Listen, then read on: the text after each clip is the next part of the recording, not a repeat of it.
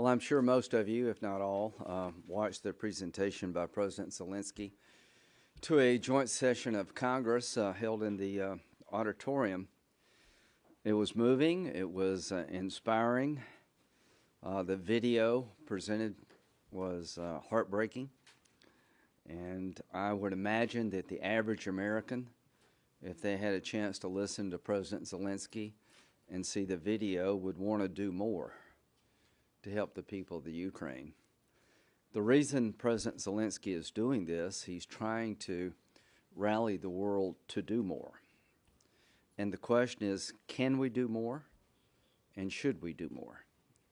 The answer is yes to both. Let's start with some common ground between myself and the Biden administration. I do not support a NATO no-fly zone. I understand the need from the Ukrainian perspective to stop the bombardment. It appears to me that Ukraine is holding its own on the ground. The big difference is air power, planes and missile attacks that have really been punishing to the Ukrainian people.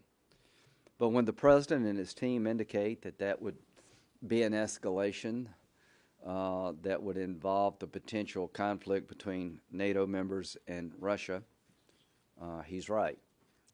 That calculation may change in my mind about a no-fly zone, but as of right now, I support the president's decision not to go down that road, and I know that is hard for a lot of people to hear here at home and very disappointing to the Ukrainian people. But we have to make decisions based on our national security interest and not just emotional decisions. But I do believe it is in our national security interest to meet the request of the Ukrainian president to allow him, the Ukrainian people, to establish a no-fly zone. So while I oppose a NATO no-fly zone, I support enthusiastically the sending of MiG aircraft from Poland to the Ukrainian Air Force so they can be more competitive in the skies, and missile systems that are in abundance that could neutralize the Russian air advantage. They're S-100, 200, and 300 systems in former Soviet bloc countries, now members of NATO, that could be injected into the Ukrainian military that I think would help them maintain or regain control of their skies, or at least be competitive in the air. The MiGs. This has been a source of contention. It's sort of taken a life of its own, and this is a moment in history that everybody will be watching and judging how this unfolds, and we have a chance in real time to make a difference. On March 6th, on Face the Nation, Secretary Blinken was asked by Margaret Brennan if, for instance, the Polish government, a NATO member, wants to send fighter jets, does that get a green light from the U.S., or are you afraid that will escalate tension? Secretary Blinken's reply, no, that gets a green light. In fact, we're talking with our Polish friends right now about what we might be able to do to backfill their needs if, in fact, they choose to provide these fighter jets to the Ukrainians. That was the position on March 6th. About 3 or 4 days later, I think March 9th, the position of the Biden administration was that the jets would be escalatory. I am urging the Biden administration to reconsider sending the MiGs as well as additional air defense capability. I believe there's an overwhelming bipartisan support for that idea. I want to thank Senator Schumer and McConnell for allowing the war crimes resolution to go through the Senate yesterday unanimously, and President Zelensky mentioned that. So what we do here is followed by the good guys and the bad guys, and the fact that we could get a resolution through the United States Senate supporting an investigation of Putin and his military commanders as war criminals is very pleasing to me. I think it's sending the right signal at the right time, and Senator Schumer's remarks about the resolution were right on. I have talked to Democratic senators in the last 48 hours, and I think there's more than a handful of Democrats that would like to do something with the jets. So the bottom line is, while NATO no-fly zone seems to be a bridge too far for me and the administration, there is bipartisan support for sending a package that includes fighter jets and air defense systems to the Ukraine immediately so that we can have a Ukrainian no-fly zone manned by Ukrainian pilots and manned by missile systems in the hands of the Ukrainian military. So I have a resolution that I will introduce this afternoon, a sense of the Senate resolution urging the Biden administration to make the transfer of the 28 MiGs in question and to send additional air defense capability that we possess in NATO to allow the Ukrainians better to defend their skies. The state of play of the war, I think the Ukrainian military has exceeded every expectation. I think the Russian military has been underwhelming. Thousands of people have died in this conflict. I do not believe the Russian military's heart and soul is in this endeavor. How does this end? We cannot let Putin get away with this. After 20 years of murder and war crimes and thievery, it's led to this moment. Every time he did something outrageous, the world complained, but not enough. And now he has crossed a Rubicon where there is no going back. If he's still standing when this is over, then you can almost bet that Taiwan goes and that Iran will become more belligerent. So what happens here in Ukraine will shape the world one way or the other. A world where Putin wins is a very dark, dangerous world. A world where Ukraine survives against the atrocities being committed against him by Putin and his armed forces is a much brighter world. The video showed Ukraine before the Russian invasion. Peaceful, happy people. They had their share of problems. Corruption was rampant, is a real issue in Ukraine. But a people that were willing to live in peace, raise their children, and go on about their own lives in a peaceful fashion. And you could see the before and after views of this war. I'm just urging the Senate to speak with one voice, to meet the moment. We've been talking, we have written letters, but it's now time to take votes. And I would just say this, that if we had a vote on the resolution to supply the Ukrainian military with the MiG fighters and other air defense systems, it would be a shot in the arm to the Ukrainian people and their military. It would be a blow to Putin. And if we could do this soon, I think it really could help the outcome of this conflict. With that, I will take questions. Senator Graham, can you talk a little bit about what it means to help Ukraine create their own no-fly zone? What does that mean? Would it be something similar to an Iron Dome in Israel? Well, I think what President Zelensky is saying is if you can't do the NATO no-fly zone, and at this point in time, that to me is a bridge too far, because it would put us in direct conflict. He said, how about helping us control our own skies? As to my friends in the Pentagon, you told all of us that this war would last 3 or 4 days, that Kyiv would fall, that the country would be overwhelmed by the Russian military. They were wrong. So quite frankly, I trust President Zelensky's judgment about what would help him in real time more than anybody else on the planet right now. He's proven a level of capability as a wartime leader. The Ukrainian people and their military have exceeded all expectations. So when he asks for MiG jets that his pilots can fly, that they're trained on, that Poland at least at one time was willing to give, I think we should honor that request. I know there are S-100, 200, and 300 air defense systems in abundance that could go in if we just made that decision. And I'd like to increase the drone capability of the Ukrainian military because they've been very effective with the Turkish drones, and I think we should be supplying drones too. Senator, I wanted to ask you, you mentioned escalatory moves. Why is it administration says that creating a no-fly zone, which you agree would be escalatory, but then sending MiGs, which the administration and some of the intel community testified to this on the Hill last week, would also be an escalatory move in the vision of the Russians. Why do you support one and not the other, basically? Well, a no-fly zone enforced by NATO would put NATO members in direct military conflict with Russian forces. That's what a NATO no-fly zone means. Increasing the capability of the Ukrainian military to defend its own skies is very consistent with the Javelins and the Stingers. Even if we're the ones giving them... Yes, yes. These are not our MiGs. We don't have any MiGs. So these are Polish jets that are willing to be given to the Ukrainians that they can fly. It's a distinction that doesn't make sense to me. On March 6th, we're okay with it. So I think what happened here is I think Putin, I'll say that openly, now's the time to revisit that. I tell you this, that's just not me saying this.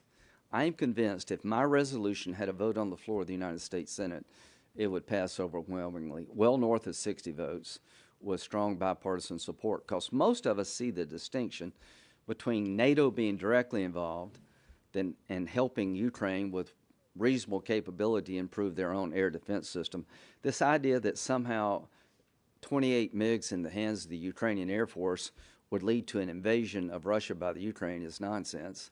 And the people who are telling me it's escalatory apparently didn't say much on March 6th when we green-lighted it. What changed? I think what changed between the 6th and the 9th was that Putin weighed in and backed the Biden administration down. We cannot let Putin determine what we do in terms of military assistance, economic assistance, and I think that's what we're allowing to happen. Do you still stand by your call to have Putin be assassinated? Hmm? Do you still stand by your Yeah, I hope he'll be taken out one way or the other. I don't care how they take him out. I don't care if we send him to The Hague and try him. I just want him to go. Yes, I'm on record. Please understand, Senator Lindsey Graham, if John McCain were here, he'd be saying the same thing, I think. It's time for him to go. He's a war criminal. I wish somebody had taken Hitler out in the 30s. So yes, Vladimir Putin is not a legitimate leader. He is a war criminal. He needs to be dealt with by the Russian people. I'm not asking to invade Russia to take him out. I'm not asking to send American ground forces in Ukraine to fight the Russian army. I am asking the Russian people to rise up and end this reign of terror for you and the world at large. That if you follow Putin, you're going to have zero future. I encourage what Zelensky said, that every American company leave Russia right now. Leave today. I encourage the world to strangle the Russian economy. Our war is not with the Russian people. In many ways, they're as much of a victim as Putin as anybody else. The young journalist yesterday who held up the sign, now that takes guts. People like that change history. So how do I think this ends? I think if we stick with it, that if we help the Ukrainians fight for their own freedom, provide them reasonable assistance on the military front to regain control of their skies, help them with food and clothing and economic assistance, and strangle the Russian economy, that there will be forces emerge inside of Russia to end this. So I think the world is better off without Putin. The sooner the better, and I don't care how we do it. Yeah, there's a lot of other senators, Rob Portman, for example, who want much tougher sanctions. Zelensky talked about banning all Russian imports, not just oil. Do you think there's a chance of getting some bipartisan support there? Because a lot of Democrats say we need to work with our allies, and a lot of allies are resistant to cutting off all those Russian energy exports. Well, I think we have a historic opportunity here to end the reign of terror of Putin. And the only way you're going to do that is get the Russian people to take matters in their own hands, bring about justice, turn him over to the international court. How would they do that? Well, they can't go to Starbucks. They can't go to McDonald's. There's a group of people in Russia that have come accustomed to a fairly middle-class lifestyle.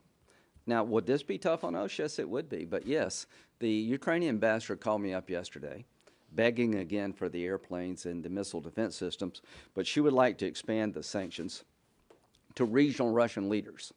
She wants to throw a wider net around the Russian infrastructure that keeps Putin in power, and I support that. So I'll work with Rob to expand the current sanctions to a larger group of Russian officials. I will also see if we can expand the sanctions in a wider way in terms of just all economic activity. We need to isolate Russia as the pariah state that it's become. You've said a number of times during this press conference that you don't support a NATO-imposed Right. zone as of yet. I'm wondering if you could talk a little bit about what would have to change on the ground in Ukraine for your position on that to change, specifically things like chemical weapons attacks, anything else, what would have to change? If there were a chemical weapons attack, I would change my mind. Anything else, or anything other? That's the one that comes to mind right now. Were you disappointed a majority of Senate Republicans opposed the Ukraine aid package last week in the omnibus? What did you think of that? I think that vote was probably tied to the overall funding of the government. I think if you'd had a separate vote on that, it would have been overwhelming. But your point is well taken. You know, we live in difficult times. You have to do things that you're uncomfortable with, you know, to show solidarity with the Ukrainian people. I wish we could have had 100 votes for this package. But if there had been a separate vote on the aid, apart from the overall spending bill, I think it would have gained more support. But this is what I would say to my Republican colleagues. Let's don't send mixed messages.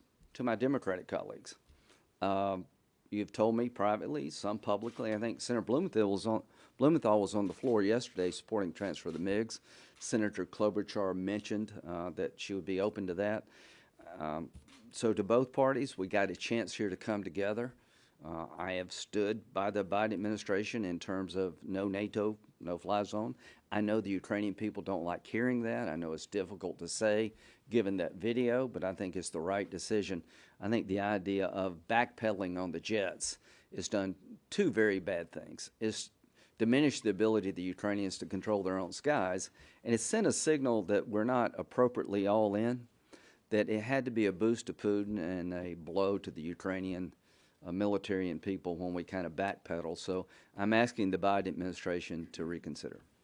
Thank you, Senator. Have you heard whether the Biden administration is considering the use of these Switchblade drones or providing these Switchblade drones to Ukraine? And is that something you or other members of Congress might support that were part of a military aid package?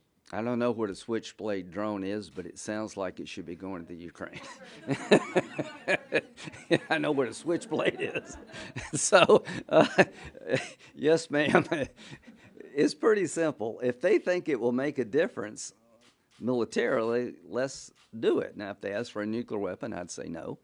But if, you know, they're asking for air defense capability, and drones have proven their worth. The Turkish drones have been wisely used by the Ukrainian military. Here's what I think will happen. The longer this war goes, and I don't see the Ukrainians giving up on their freedom, I think they'll fight to their death. The weather's going to change, the ground's going to get muddy, and the maneuverability of the Russian military is going to be substantially reduced. We see anecdotal stories of Russian units beginning to break. You see things inside of Russia changing, the holding up the sign. The fact that she was let out of jail so quickly tells me that there's some people in Russia that maybe are not all in for Putin. So the answer is yes to the Switchblade drones. Can I follow up on Well, you've had one. I'll get right back to you. The jets aside, there's some reporting this morning, and some leaders on the Hill have been saying the air defense systems are on the way to Ukraine now. Are you briefed on that? I'm getting a briefing this afternoon at 3:30, and I appreciate that, and I hope that's the case. All I can say is that the request for the air defense systems has been out there for quite a while. We made a mistake as a nation not imposing pre-invasion sanctions. Everything would be provocative. I thought if you told Putin up front, here's what comes your way, he might be less likely to do this. Uncertainty is a bad thing when you're dealing with bullies. The Chinese. Now, there's a report out that the Chinese are going to be all in helping Putin. I would expect that to be true. Birds of a feather tend to flock together. So if the Chinese begin to help Putin economically and militarily, then I think we should write down what we would do to the Chinese economy and let them read it for themselves. this idea of serious consequences is not enough. Let's don't make the mistake we made with Russia with China. So I would urge the administration to start drafting some proposed sanctions so that Chinese government would understand what they're getting in for if they tried to bail out Putin. Can I follow up? Yes. Okay. Can you know, Senator Portman told me and a few other reporters yesterday that he would be interested in something like an Iron Dome over Ukraine. Is that something you guys have talked about? Can you be open to? I think yes. I mean, so I've talked to the Israelis. I mean, you know, they have their own national security concerns, but let's look at it this way. The video shows the effect of air power more than anything else. You know, these buildings being blown up and the cities being ravaged is coming from the air. It's coming from manned aircraft and from missile systems. So an Iron Dome system would help neutralize the advantage the Russians have in the air.